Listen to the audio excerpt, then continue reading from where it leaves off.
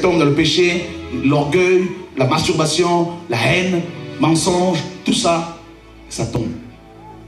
Et ça rentre dans les assemblées. Des couples sont brisés, divorce, remariage, tout ça, ça rentre.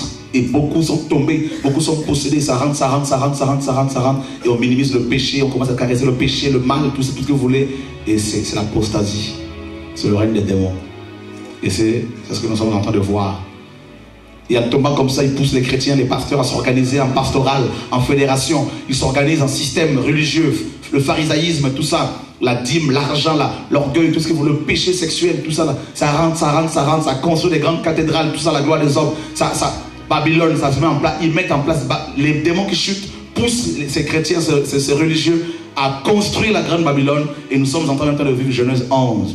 Voilà, c'est le règne de l'homme, c'est le règne des démons. C'est les ténèbres parce que les démons chutent de plus en plus. Et dans le monde, des lois anti-bibliques sont votées, promulguées, autorisant 2 personnes du même sexe à se mettre en ménage et à adopter des enfants. Et on est choqués dans un premier temps et puis après on s'y habitue. Voilà comment ça se passe, mes amis. Ça nous choque et puis on s'y habitue.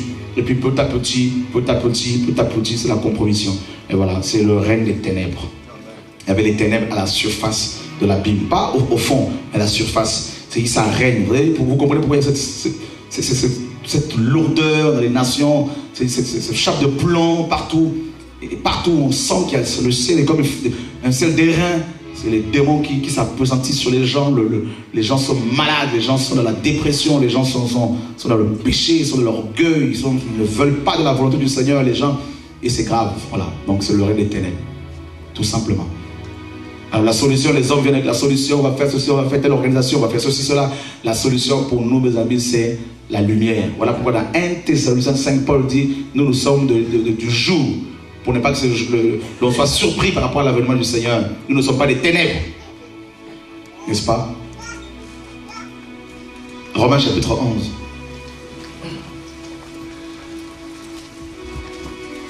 On va tous lire.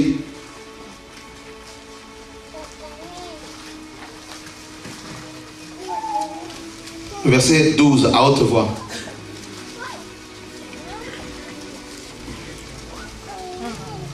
Un, deux, trois. Romains 13, 11. Romains 13, 12, pardon. C'est autant pour moi. Romains 13, 12. La nuit est avancée, le jour, voilà.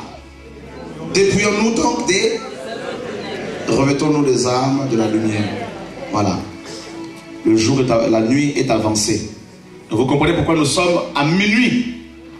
Maintenant dans l'horloge de Dieu. Nous sommes pratiquement à minuit. Or c'est à minuit, d'après Matthieu 25, 6, que quelqu'un est venu pour crier. Réveillez-vous car l'époux est. Voilà. Donc la nuit est avancée. Les ténèbres, le règne des ténèbres avance. D'accord? Et le jour approche. Quel jour? Le premier jour de l'éternité. Comment appelle-t-on le retour du Seigneur?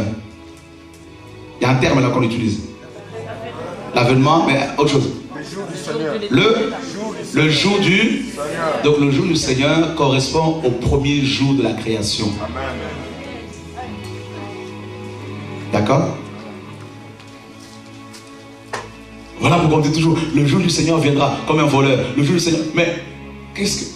La Genèse est là-bas. La lumière est venue ce jour-là. La lumière est descendue. Dépouillons-nous donc des œuvres des ténèbres. Donc chacun de nous connaît les œuvres des ténèbres. Alors que Dieu nous garde, frère. On vous laisse là-dessus. On va partager un autre jour, le deuxième jour, le troisième jour, le quatrième jour. Vous allez voir, vous allez vérifier, c'est impressionnant. Tout est dedans. Là, c'est juste pour vous montrer, en résumé, la puissance de Yoshua. Que cette cassette soit bien dupliquée, cette vidéo, pour que le peuple soit éclairé, que l'on réalise à quel point Dieu est profond, Dieu est grand, et que nous devons avoir de la révérence.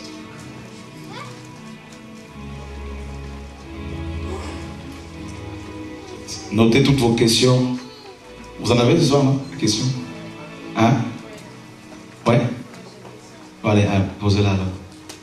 Je voulais savoir en fait, donc Dieu il a créé en fait, c'est lui qui a créé les ténèbres. j'arrive pas à comprendre. En fait. Non, pas du tout. En fait, Dieu n'a pas créé les ténèbres. Dieu a créé Lucifer. Dieu a créé, il n'était pas encore dans la rébellion. Satan. Il n'a pas créé Satan. En fait, on l'appelle Lucifer, l'ange de lumière. N'est-ce pas? Et il n'était pas encore devenu Satan. Il était parfait d'après Ézéchiel 28 et Ésaïe 14. C'était un chérubin protecteur. Il a choisi de suivre sa propre voie. Et il est devenu, n'est-ce pas, le serpent ancien. Donc il a entraîné, d'après Apocalypse 12, un tiers d'étoiles, un tiers d'anges à sa rébellion. D'accord, à cette période-là, en fait, dans Genèse 1, c'est pas vraiment les ténèbres au point où, pour l'instant, il n'y a pas la désobéissance, en fait. Si, là il était déjà tombé et déchu, chassé du ciel. Ah oui, oui. Jean 8, 44 nous dit qu'il était meurtrier dès le commencement. Il est meurtrier dès le commencement. Voilà.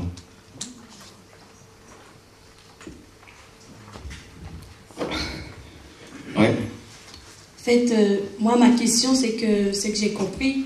Si Dieu connaît toutes choses, parce dans sa préscience, il a tout fait dès le premier jour. C'est-à-dire, chacun d'entre nous que Dieu fasse sortir dans toutes ces assemblées, c'est que Dieu nous a prédestinés pour être aux noces.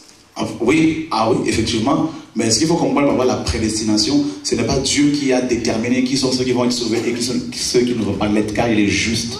Mais la prédestination, c'est tout simplement le fait que Dieu sait toutes choses à l'avance. Il sait déjà à l'avance qui sont ceux qui vont choisir le salut et ceux et celles qui vont le refuser. Voilà. Car c'est un Dieu tellement grand, en même temps tellement amour qu'il ne veut pas nous imposer le salut.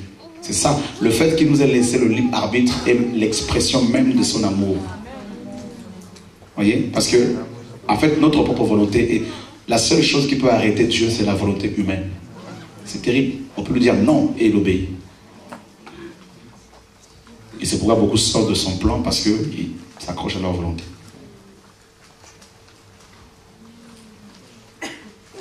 Oui.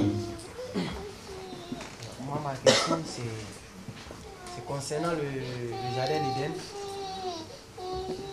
Ce sont les questions relatives à l'enseignement que je veux. Hein? Voilà. Tout à l'heure, vous avez dit que Dieu savait tout à l'avance depuis le premier jour de la création.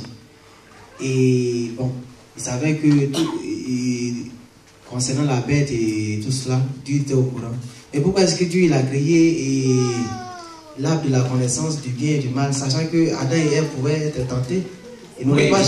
mais c'est la question que tu l'as eue tout à l'heure. Oui. Dieu, regarde. Il est tellement grand qu'on ne peut pas le comprendre.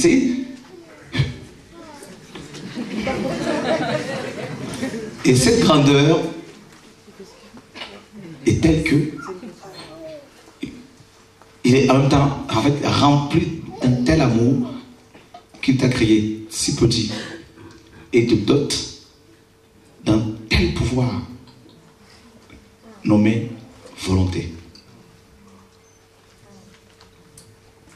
Parce qu'il se dit, comme je suis trop puissant, tellement grand, si je crée un homme tellement petit et que je lui impose ma volonté, ce ne serait pas juste, parce qu'il est tellement juste. Il est tellement amour, il est tellement grand, il est tellement juste, il est tellement bon qu'il te donne la puissance terrible, une puissance plus dangereuse que toutes les bombes réunies. Parce qu'à cause de cette volonté, il y a tous ces problèmes. Tu vois? Et maintenant, il te dit, voilà, je te donne cette volonté-là. Et je mets l'arbre de la connaissance du bien et du mal. Cet arbre qui se sert à l'initiation luciférienne. Que le mal, c'était les ténèbres, justement, qui étaient déjà là. Et l'arbre de vie. Les deux arbres étaient au milieu du jardin. Donc, c'est le chemin de la mort et le chemin de la vie. Il y a toujours ces deux choses, hein, deux réalités, Babylone et Jérusalem. Tu vois? Maintenant, il te dit, bon, voilà, choisis l'arbre de vie. J'ai mis devant toi deux chemins, la vie et la mort. Choisis la vie. Maintenant, comme il est bon, il attend que tu lui obéisses, c'est simple. Et le fait, en fait, la chose qui touche le cœur du Seigneur, c'est notre obéissance. Quand on te dit, Seigneur, je t'aime, je t'obéis malgré que c'est difficile. Dieu dit, malgré cette puissance que je vais te donner, qui s'appelle la volonté, il m'obéit.